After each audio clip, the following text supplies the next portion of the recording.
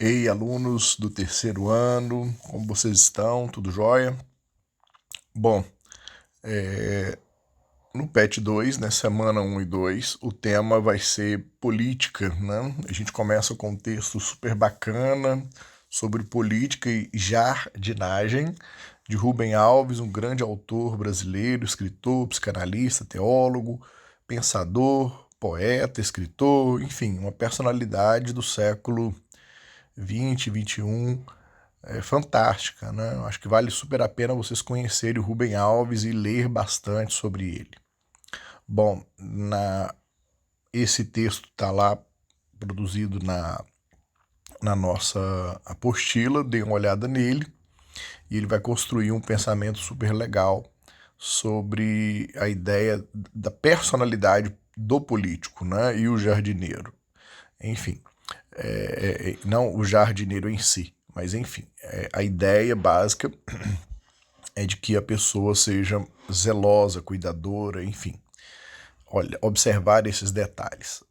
Outro ponto interessante é o link da Super Interessante, tratando um pouco sobre como que é a nossa participação, como é o nosso envolvimento nos processos de manutenção da democracia no Brasil e da participação política mesmo. E aí a questão número 1 vem exatamente tratando isso, né? Quem é o político por vocação e quem é aquele que não é, né?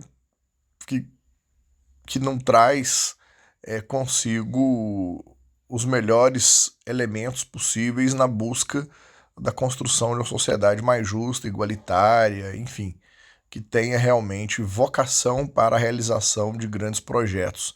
Então, a questão número 1 trata desse assunto, a 2 vai fazer exatamente essa análise, né? Quem é aquele político por profissão e por vocação. E aí é bem simples, é a leitura mesmo, fácil, interpretativa, é, dos textos colocados. E nesse caso aqui, aquele que não tem, que trata como profissão, ele não tem a ambição de contribuir com o coletivo de fato, né? É, segundo o texto na 3, a real função do político por vocação é, bom, eu acho que já dou a dica, né, quando falo sobre a questão desse, desse fazer coletivo, desse fazer pensando nos outros, pensando nas pessoas, num senso de coletividade, sociedade como um todo. Também na 4, trata do mesmo tipo de problema, né, da questão desse sujeito político, quem é ele, né, quem de fato deve ser esse sujeito, o que ele deseja fazer, o que ele tem como propósito, como é o viver dele, o vivenciar dele, né? A política não é um espaço para atender seus interesses particulares. No entanto, não é o que a gente vê no Brasil, né? Exatamente porque não estão e não são políticos por vocação, mas por interesse próprio e por profissão.